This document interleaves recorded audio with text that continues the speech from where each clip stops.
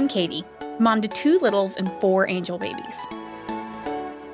With a PhD and over a decade spent unraveling how our society shapes moms' experiences, I am here to shred the rulebooks and their relentless tide of expectations. In this safe space, the complexities of motherhood find a candid, unfiltered voice. We're Undefining Motherhood, one conversation at a time. One thing I hear referenced over and over again in the infertility community is how much moms feel like they've been lied to. It's like we spend our whole lives being told we'll get pregnant if we even look at someone of the opposite sex the wrong way, only to try for a baby and find it nearly impossible to have one.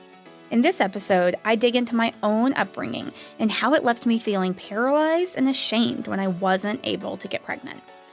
We'll explore the tangled web of expectations, the silent struggles of infertility, and the unanticipated shifts that come with recurrent miscarriage.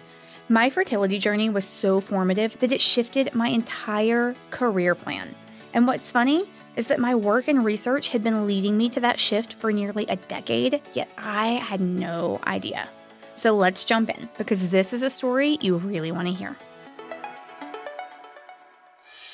I always thought that my journey to motherhood would be easy because that was my mom's experience. And it was so hard when that wasn't the case, that it literally changed the trajectory of my life. So I remember this time when we were sitting at the kitchen table. I was probably an adolescent. So my brother would have been a teenager. He's older than me, so he was probably 15-ish years old. And he was counting on his fingers, kind of out loud, but under his breath. And he was like, July, August, September, October, November. And we were like, what is he doing? This is strange, right?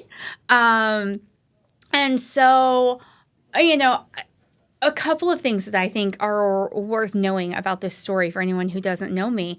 I come from a small town in Northwest Georgia, and this is the mid-1990s, right? So we're in a pretty big place in the Bible Belt.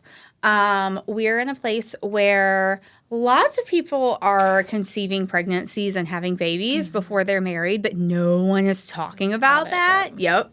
And they're all trying to hide it.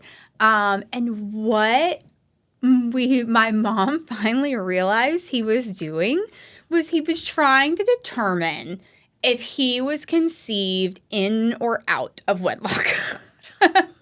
Gotta love a teenage brother. I know, right? So he's counting on his fingers, and we still don't know what's going on. And all of a sudden, he looks at my mom, not my dad, noticeably, my mom, and he says, "You made it by the skin of your teeth." God. And to this day, I really don't understand what he was trying to accomplish with this. Yeah. Because despite growing up in the Bible Belt, I was not raised in a particularly religious family. So my parents were not this wasn't something he could have hung over their shoulders or said this went against their teachings. I think this was just, for Mark, a moment of sheer curiosity. He was, a little bit of a smart ass, and so he was playing that card some. But for me, I think it was one of the most pivotal moments of my life. That's really interesting. Why do you think that story sticks out to you so much? I feel like this is the moment that I believe defined my expectations toward my journey to motherhood. So what he discovered was that my parents had gotten married 9.5 months he had been conceived, or he had been born 9.5 months later. 9.5 months later. 9.5 months, the exact perfect timing.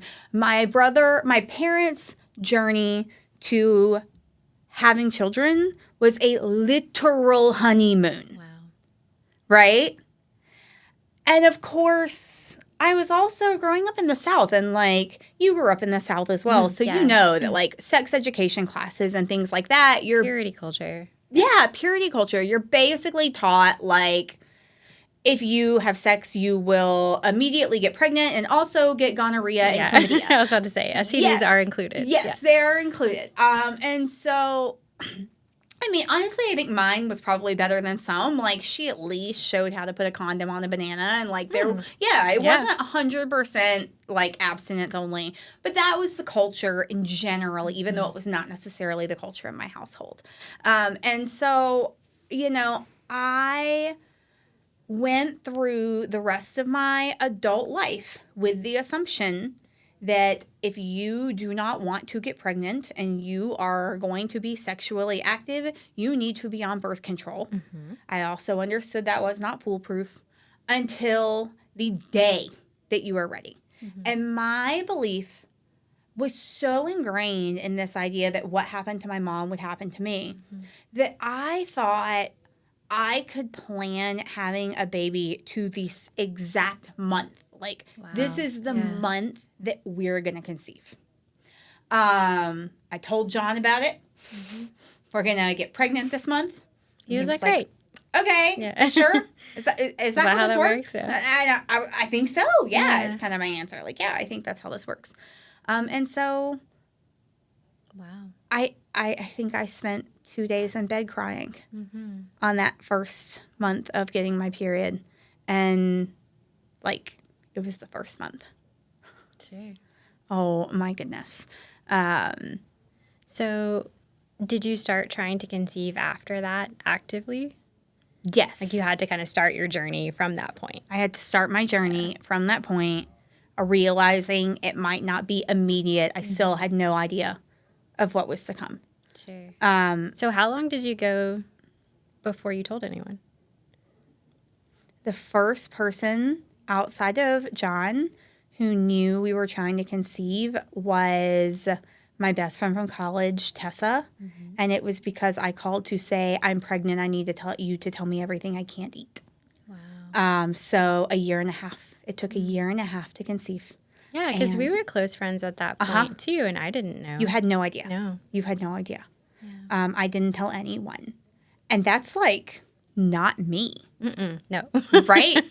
No, you were very loud and very vocal about the things that you were going through. Exactly. And that's not a bad thing at all. No, it's just, it's true. Like, loud and vocal are the descriptors for me. Literally, a decade of teaching college and the comments I got on my teaching evaluations more than anything else were, she's really loud, which I think actually meant volume, like don't sit in the front row in her class. And she is extremely enthusiastic about, like, when she believes in something, she is just gung-ho. And, like, that's what I was known for. And this was so ingrained in me that having a baby was going to be easy that I was so ashamed that I just didn't tell anybody at all. No one knew. And that is just at such odds with how I normally work. Yes. So then I finally conceived. Of course, Tessa knew. And the only other person I told was my friend Sarah, not you, Sarah. Right. And I told her because, one, that girl can keep a secret better than anybody I know on the planet.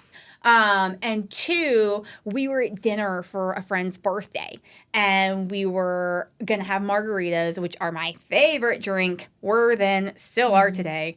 And it was going to be really obvious if I wasn't drinking, and I was not prepared for this at all. Because I was newly pregnant, and at this point, I still, like, assumed everything would be fine, but also just thought you're supposed to not tell anybody. So that's still kind of where I was.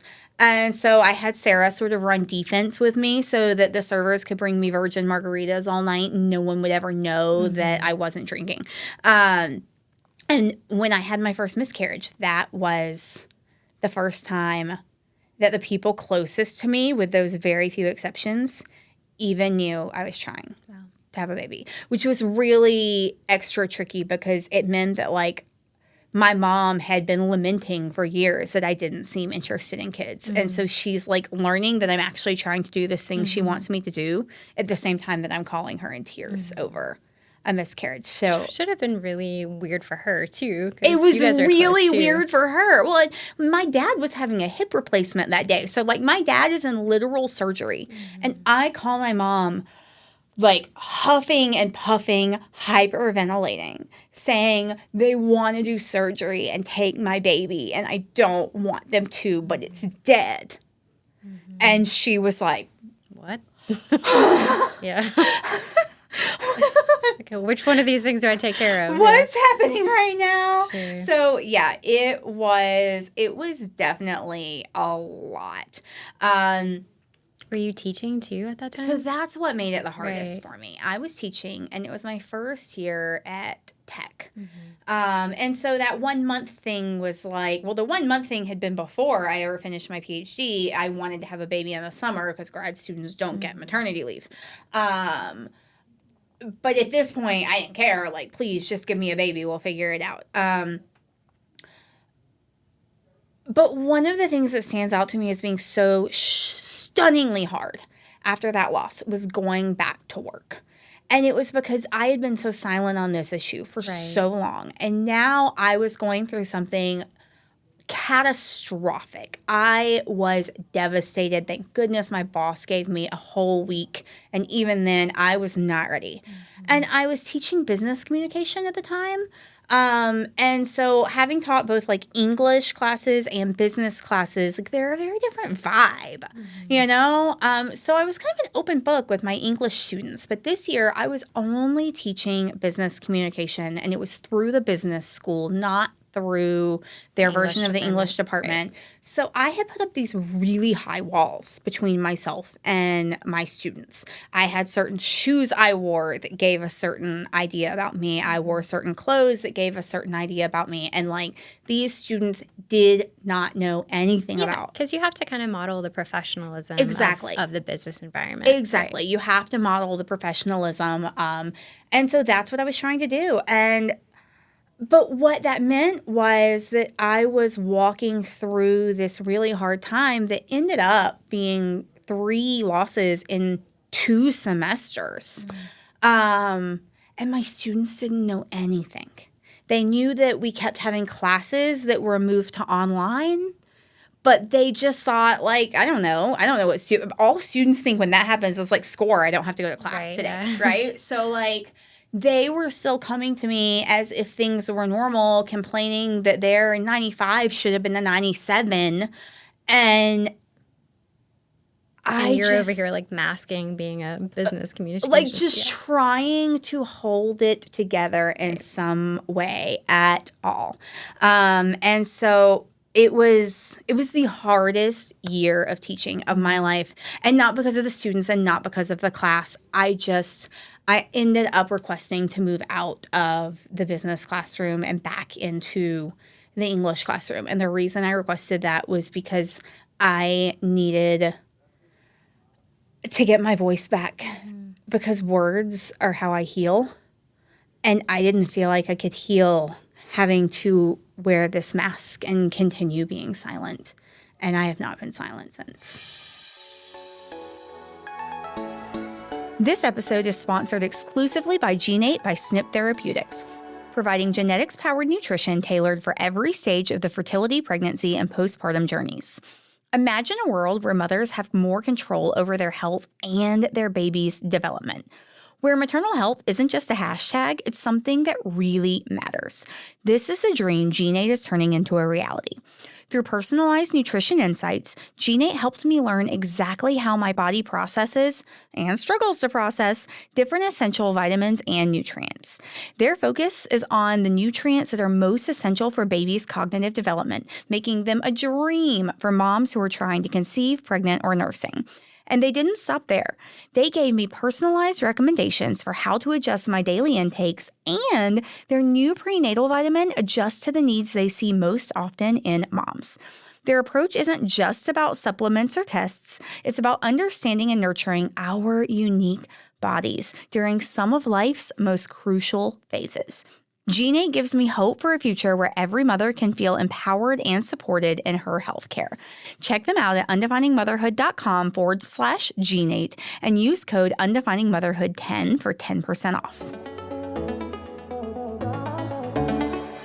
It's interesting how blindsided I was by my struggles with fertility and recurrent pregnancy loss when I had spent literally a decade studying these things, right? So when I was 23, long before I was interested in having kids, like I don't even think we started trying until I was about 30, I developed this really intense interest in motherhood and Victorian literature. And do you know why? You, of all people, might actually know why. Because there are no mothers in Victorian literature. Because there are no It's like a mothers. Disney movie. Yes. Yes, they're absent. And most of those Disney movie stories from when we were kids, they came from Victorian fairy tales. There were no mothers. So actually, for all of our listeners, I would love to introduce you. That voice you heard, that was Sarah. What's up? Sarah is the editor of Undefining Motherhood and has been since the day our website was founded. And we wrote our doctoral dissertations together, studying different things just 1 century apart. So as we go through this podcast, we are going to be bringing you all of these crazy little tidbits of history nuggets thrown in to the interesting present day conversations that we're having. It's going to rock your socks. I promise. You're going to love it. And so she is here as a co-host to this podcast because it's really important that she has a voice to help hold me to the high Undefining Motherhood standard, and also because she just has a lot to share. So thank you for being here with us, Sarah. Thanks for that introduction. All right, let's get back to Victorian literature. Okay, so back to Victorian literature, and if this feels boring to you, just stick with me because I promise it's gonna be worth it. Okay, so there were no mothers in Victorian literature, and like I don't know what you all remember from your high school and college English classes. And as much as it hurts my heart to say, I'm willing to venture it's not much because you probably only read the Spark Notes and not the book, or the Cliff's Notes and not the book. And yes, I am dating myself with that, but that was just the reality. But if you so happened to actually pick up any of the real books when you were that age and you read things by Jane Austen or Charlotte Bronte or Charles Dickens, then you might recall, like in the fairy tales from the Disney of our childhood, that there are no mothers. And if there are mothers, they're like the most outrageously ridiculous human beings who are clearly meant to be comedic caricatures. And so there's no one who's just like a normal mom. This is what fascinated me. I was like, I've got to figure this out. Something's going on here. And like, it was already known. Victorian literature was kind of called in itself the literature of motherlessness. Like people knew this, but there hadn't been, in my opinion, nearly enough research on like, why the heck are there no mothers here? And I became convinced as a 23-year-old, right, who didn't even know how to try to do academic research yet, was just starting to learn. I became convinced that it had something to do with what was happening with mothers in the real world during this time period. Okay, so here is the point, right? I'm ready. Really quick SparkNotes version. Okay, we also want to say that if you did read SparkNotes in college, no shade, we can't add. No shade. We just really like books. But yeah, not math people. No. So yeah, I'm sure we literally can. Yeah, that too. Okay, so industrial 19th century equals industrial revolution. Yes. Industrial revolution equals lots of printing happening, mass rise in literacy, mass rise in print communication. So for the first time ever in the history of the world, there is an abundance of material being produced and printed that the mass-ish of people, the upper middle class and higher, could read. And the amount of material that was being produced about how to be a good mom was staggering. And there were some things that really, really, really, really stood out to me. These things were mostly that One, there was so much advice and it was all about how to do it exactly right, how to be a good mom, and like you have to do it my way or the highway. There was no room for nuance. It was like you do it exactly this way. Two, the advice was impossible to live up to. The standards were insane. It all made the mother the martyr. She had no control over, like nothing about her life got to be about her anymore once she had a baby. Three, it was all written by men with like a slight few exceptions. And most of those things were written by ministers' wives. And it was written still under like Mrs. and then the husband's name. Fascinating. Gotta love it. Yeah.